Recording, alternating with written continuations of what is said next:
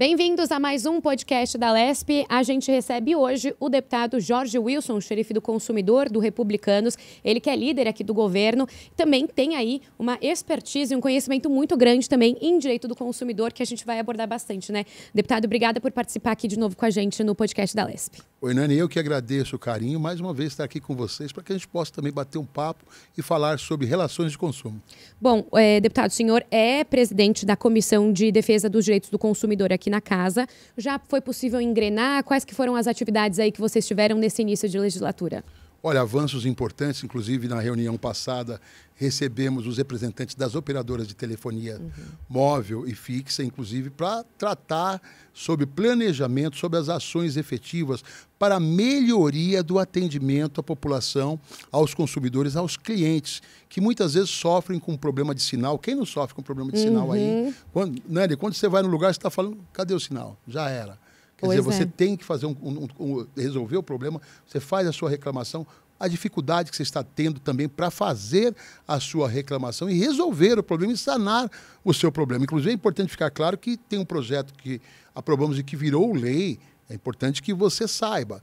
Hoje você não precisa se manter fidelizado se a operadora de telefonia não prestar serviço com qualidade para você. Já existe uma lei em vigor no estado de São Paulo que, em caso de falha, essa lei inclusive de minha autoria, em caso de falha na prestação de serviço, mesmo que aquela operadora te oferte ali uma vantagem, olha, estou te dando uma vantagem grande, mas você vai ficar aqui fidelizado durante 12 meses ou mais, você não precisa mais pagar multa contratual em caso de falha na prestação de serviço.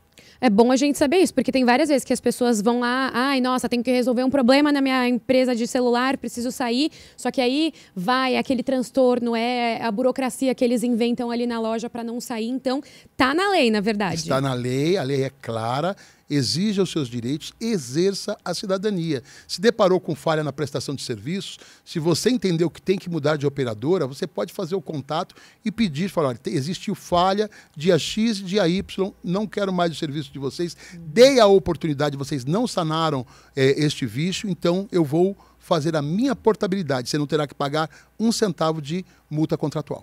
Vou aproveitar também aqui, né, já essa atuação que eu estava dando uma olhada nos projetos já que o senhor tem elaborado. Destaco aqui o 1316, agora também de 2023, que estabelece medidas para condutas em temporadas de compras no estilo Black Friday, que é aí, todo mundo adora fazer uma comprinha, eu fico esperando ansiosamente pela Black Friday, tá chegando inclusive, então queria saber, né, eu vou até destacar aqui um parágrafo do artigo 3º desse projeto, que diz, as ofertas devem distinguir claramente o produto que tem preço reduzido daquele que não sofreu alteração de preço. Então queria entender todas essas questões envolvendo a Black Friday, quais são os problemas aí que a gente acaba tendo anualmente, que são mais recorrentes, e como que esse projeto, então, ele ajuda a evitar, inclusive, essa questão aí do preço. Quero fazer, antes de responder a sua pergunta, te fazer uma pergunta, porque você também é consumidora. Sim, pode fazer. Né?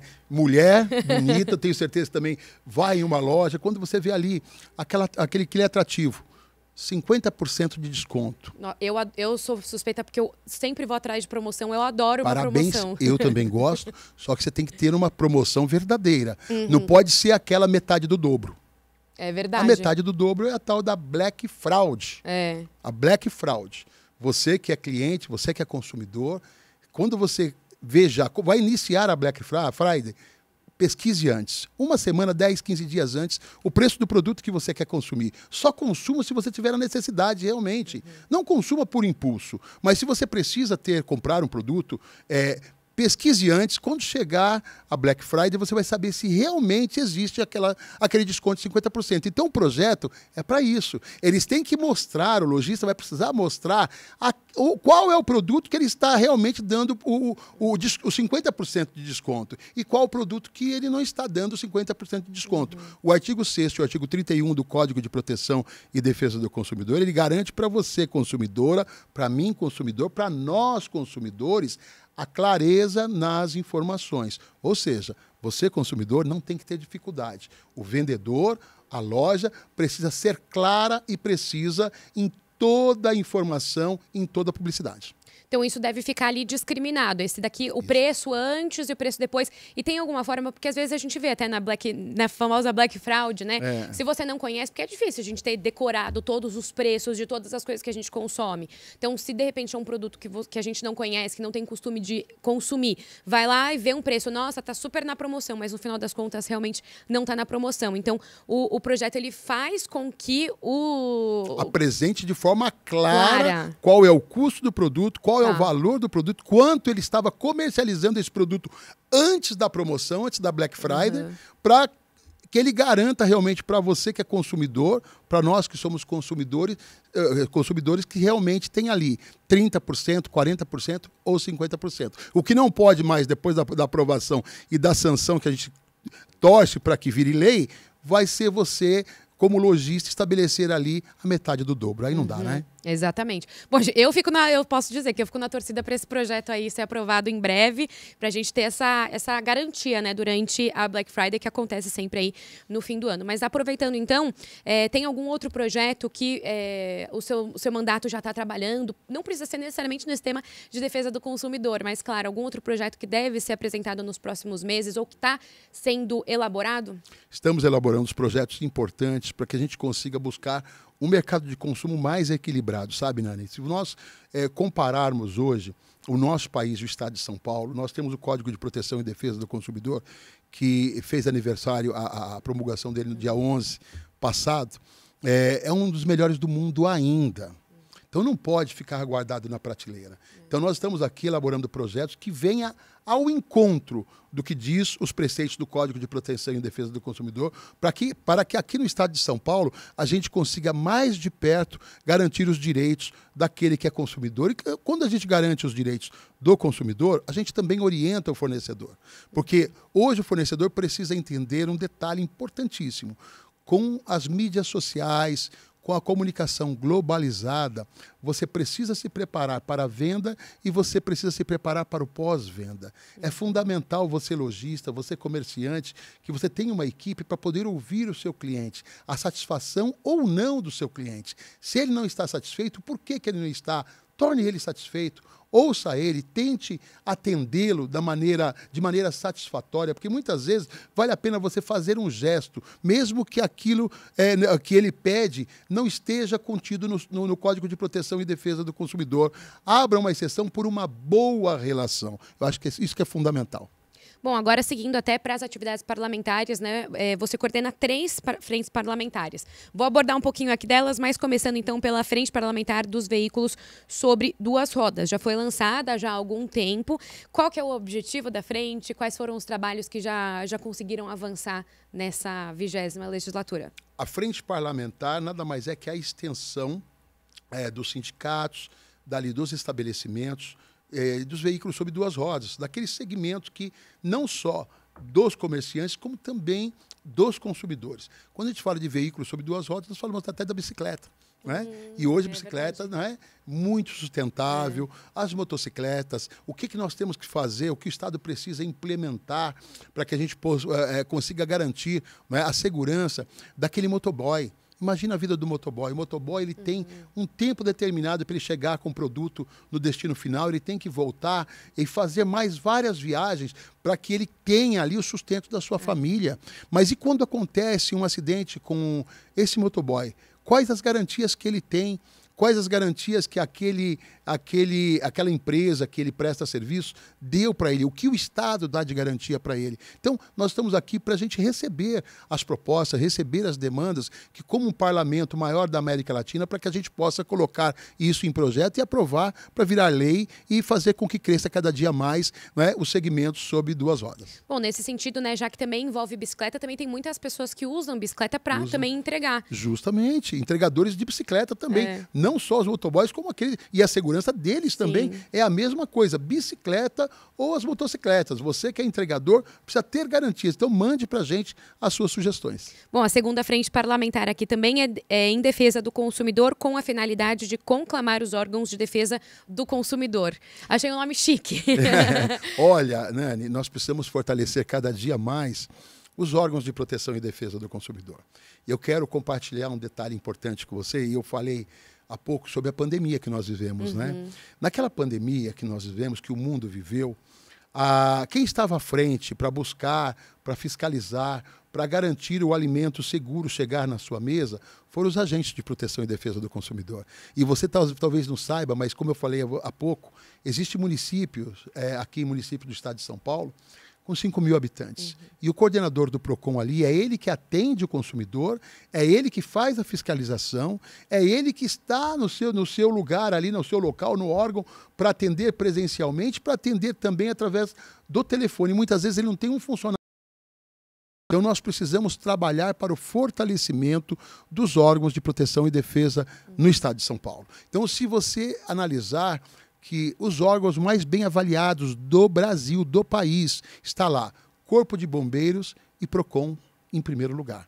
Então eu acho que a gente precisa trabalhar, o parlamento precisa trabalhar para fortalecer os PROCONs do estado de São Paulo. Não, até acho interessante porque a gente recebeu o secretário de Justiça, Fábio Prieto, aqui também no podcast. Ele falou muito sobre uma mudança que o governador tem promovido no próprio PROCON, de deixar o órgão mais eficiente. Então tem aparecido aí também essa mudança do governador?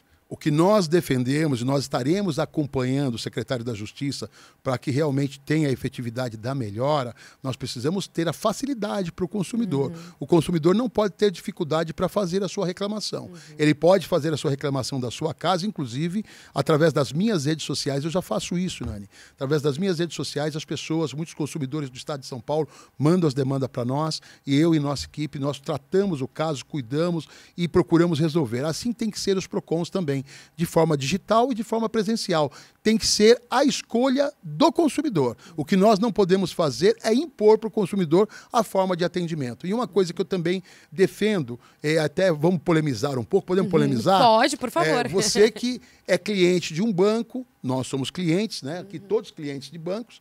Eu acho que a tecnologia ela tem que vir para somar, não é verdade? Exatamente. Só que precisa estar na nossa escolha. Eu quero usar o aplicativo, ok. Se eu não quero usar o aplicativo, se eu quero ter o atendimento presencial, os bancos precisam garantir os atendimentos presenciais para todos os consumidores. E o que a gente está se deparando com muitas agências, instituições financeiras, agências bancárias, fechando as suas agências e limitando o atendimento para o consumidor, já que quando essa tecnologia chega para nós, ela diminui o custo da instituição financeira, porque muitas vezes você faz a sua transação, você faz o seu pagamento pelo celular. Então você está trabalhando para o banco, sabia disso? Não. Lógico, mas faz sentido. você está sendo funcionário do banco, nós estamos sendo Faz funcionários sentido. do banco. Todos aqui, quem mexe com o aplicativo, quem faz a transação, olha aqui, ó, todos aqui funcionários do banco. O banco paga salário para vocês? Não. Então, nós fazemos o serviço que a gente precisa para o banco, com isso o banco diminui o custo, só que ao invés deles ampliarem o atendimento e deixar a escolha do cliente, a escolha dos consumidores, não. Eles estão diminuindo o atendimento e simplesmente direcionando. Isso está errado, isso é prática abusiva. Não, eu vou até dar aqui um exemplo sobre essa questão de diminuir até o tempo de funcionamento de uma agência, né? Porque recentemente eu tive ali um problema que eu achei que eu tinha sido alvo de uma fraude. Eu saí assim correndo do trabalho para ir tentar resolver. Era 2h da tarde e a agência estava fechada. 2h da tarde. E o nervoso que você passou, que é de você como cliente querendo garantir a sua conta, né? Então, se você passou por um problema desse e o banco não te deu atendimento, ele é responsável. Ele é responsável em garantir a segurança da sua conta. Sabia disso? Não sabia.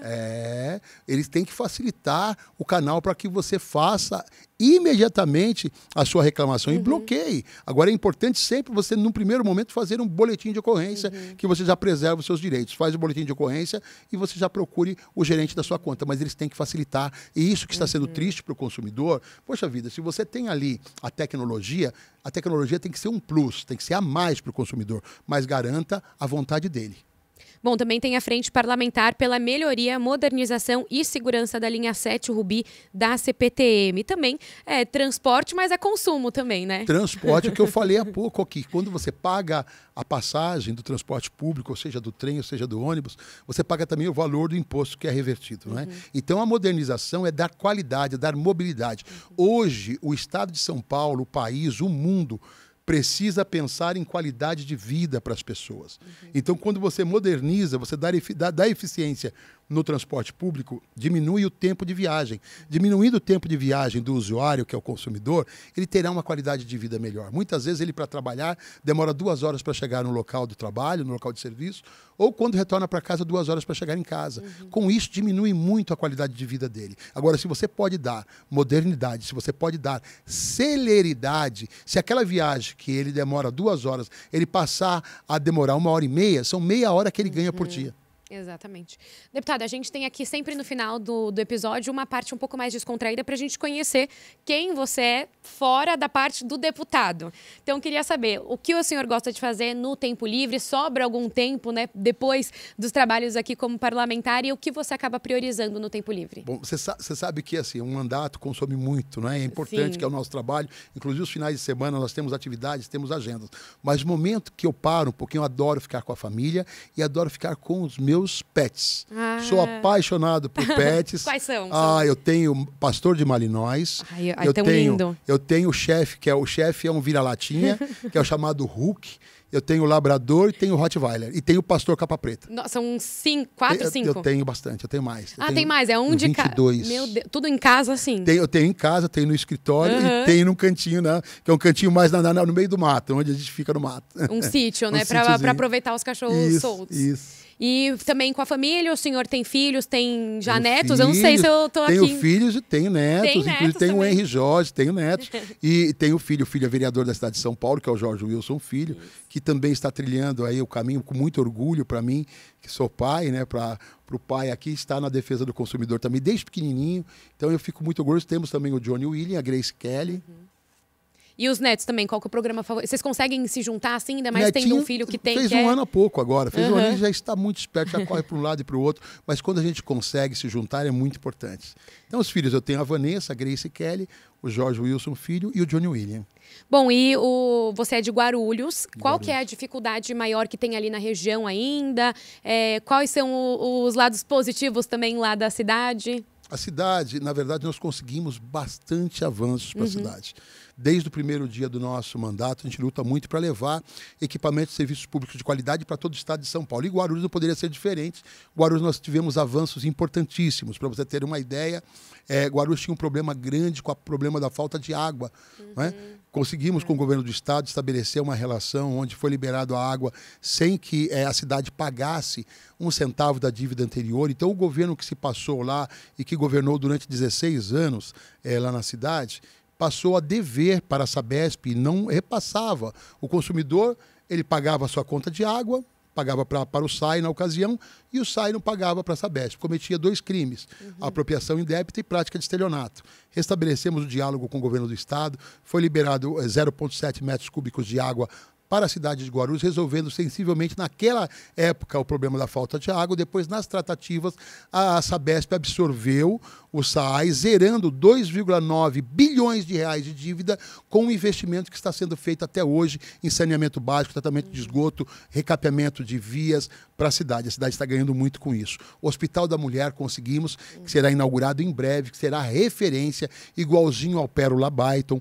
O Hospital Padre Bento, a reforma e ampliação do Hospital Padre Bento, o tomógrafo de última geração, que igual a ele tem no Hospital Albert Einstein, está lá em Guarulhos e nós conseguimos levar. Não deixamos referenciar o Hospital Geral do SECAP. Na ocasião, no governo anterior, queriam fechar as portas do atendimento no hospital. Nós mantivemos ele aberto para atender a população. O projeto executivo do metrô, o metrô chegará na cidade de Guarulhos, um ganho para a cidade de Guarulhos. O Rodoanel, imagine uma cidade do tamanho de Guarulhos, Nani, mais de 1.450.000 habitantes, você ver o Rodoanel passando no seu entorno e você não ter direito ao acesso ao Rodoanel. Garantimos a alça do Rodoanel, que também já é realidade, tratamento de esgoto, investimento. Graças a Deus, a cidade está avançando bastante. Bom, agora uma dica lá, alguma dica cultural, gastronômica, alguma coisa legal para fazer lá por Guarulhos? É sempre bom, né? Você que quiser se conhecer, não conhece Guarulhos, vá lá para o Bosque Maia. Existe, se você gosta do hambúrguer, tem um excelente hambúrguer. Se você gosta de comer uma carninha ali, aquele churrasco tradicional, também vai ter ali. Ali hoje está sendo praticamente uma avenida Ibirapuera. É verdade. verdade. Bom, deputado, agradeço de novo a participação, a atenção aqui com a gente do podcast. Eu que agradeço você, Nélia, um forte abraço. Obrigado a toda a equipe, obrigado a você que nos acompanhou, obrigado por esse espaço. Esse foi mais um podcast da LESP. A gente recebeu o deputado Jorge Wilson, xerife do consumidor do Republicanos. A gente conversou justamente sobre os direitos do consumidor e as atividades aqui na Assembleia. Até o próximo.